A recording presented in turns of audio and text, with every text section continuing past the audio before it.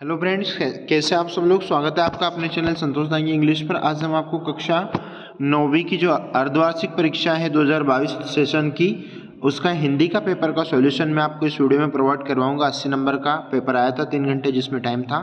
कक्षा 9वीं हिंदी का सॉल्यूशन मैं आपको दे रहा हूँ अर्धवार्षिक परीक्षा। क्वेश्चन आपके सामने। पहला प्रश्न डिस्प्ले पर सही विकल्प चुनकर लिखिए। ऋषि मुनियों के गुण पहुंच गए तो गधों में, यानी कि पहला का सी ऑप्शन आपका करेक्ट हो जाएगा। हिंदी पद्य साहित्य का आरंभिक काल कहा जाता है तो वीर गाथा काल को हिंदी साहित्य का आदि और आरंभिक काल कहा जाता है। दोहा छंद में प्रत्येक चरण में मात्राएं होती है तो 13 मात्राएं दोहा छंद के प्रत्येक चरण में होती हैं। छायावाद के प्रवर्तक कवि हैं तो छायावाद के प्रवर्तक कवि माखनलाल चतुर्वेदी जी को माना गया है। माटी वाले का शहर से अपने गांव पहुंचने में समय लगता है तो उसको 1 घंटा लगता है, यानी कि आपका 100 ऑप्शन करेक्ट हो जाएगा।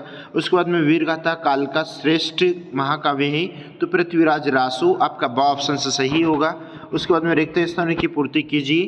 तो पहला प्रश्न आपका, इस किले का कोई नहीं जानता तो राज नहीं जानता, यानी कि पहला ऑप्शन से सही हो जाएगा।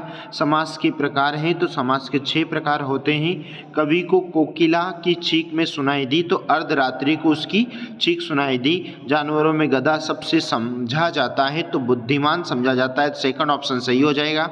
उसके बाद में उपभोक्ताओं संस्कृति से समाज में वर्गों के मध्य बढ़ रही है तो दूरी बढ़ रही है, सेकंड वाला ऑप्शन सही हो जाएगा। दुष्ट व्यक्तियों के साथ साथ आदर्श भी होते हैं तो प्रेरणा, इसका पहला वाला ऑप्शन करेक्ट हो जाएगा। महाकाव्य में जीवन का चित्रण होता है तो संपूर्ण चित्रण होता है, पहला वाला ऑप्शन आपका सही होगा। आइए देख लेते हैं नेक्स्ट सही जोड़ी वाला क्वेश्चन। यहाँ पर पहला सजना है मुझे सजना के लिए, तो इसमें प्यारे बच्चों आपका यमक अलंकार बन जाएगा। कौन सा यमक अलंकार इसमें आपका हो जाएगा। उसके बाद में मुख मानो चंद्रमा, तो इसमें उत्प्रेक्षा अलंकार हो जाएगा आपका। उसके बाद में इंद्र का पर्यायवाची, तो इंद्र का पर्यायवाची होता है शूरपति। पीपर पात सरिस मंडोला, तो इसमें आपका हो जाएगा उपमा अलंकार, ठीक है।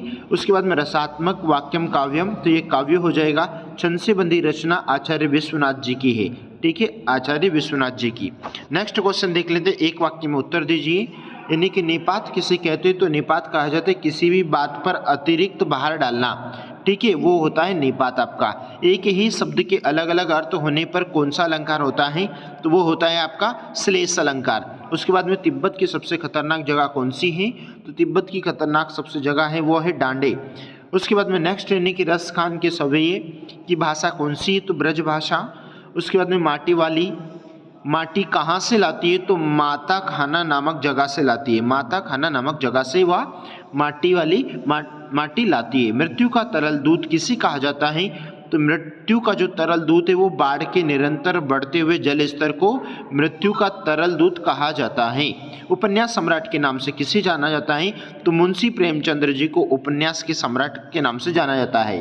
फिर देख लेते हैं प्रश्न क्रमांक 5, सत्य और असत्य यहाँ पर बताना है। प्रेमचंद्र के जूते फटे थे तो बिल्कुल सत्य बात है, आपके प्रेमचंद्र जी के जूते यहाँ पर इस पाठ में फटे हुए थे, सत्य हो गया। कबीर के अनुसार ईश्वर मंदिर मस्जिद में मिलते हैं तो ये असत्य है, ठीक है। उसके बाद में कामायनी के रचिता तुलसीदास हैं तो ये भी आपका क्या हो गया, असत्य हो गया, ठीक है। उसके बाद में नेक्स्ट नंबर 4 देख लें। कवि ने कोयल को बावली कहाकर संबोधित किया है तो बिल्कुल सत्य कहा है, क्योंकि अर्धरात्रि में वह चीखती है इसलिए कवि ने इस पाठ में बावली उस कोयल को कहा है। खंड काव्य की कथा वस्तु विस्तृत होती है तो असत्य हो गया ये। उसके बाद में मैना है दिवंगत पुत्री की घनिष्ठ सहेली थी तो बिल्कुल सत्य हो गया, ठीक है। और बाकी के ये रहे आपके शेष क्वेश्चंस। आई होप आपको सारे क्वेश्चंस के आंसर आपने सही लगाए होंगे। यहाँ से आप जजमेंट लगा सकते हैं कि आपने कितने नंबर यहाँ आज इस पेपर में प्राप्त किए हैं। मिलते हैं नए वीडियो के साथ में, तब तक के लिए जय Hind, Vande Mataram, thank you so much.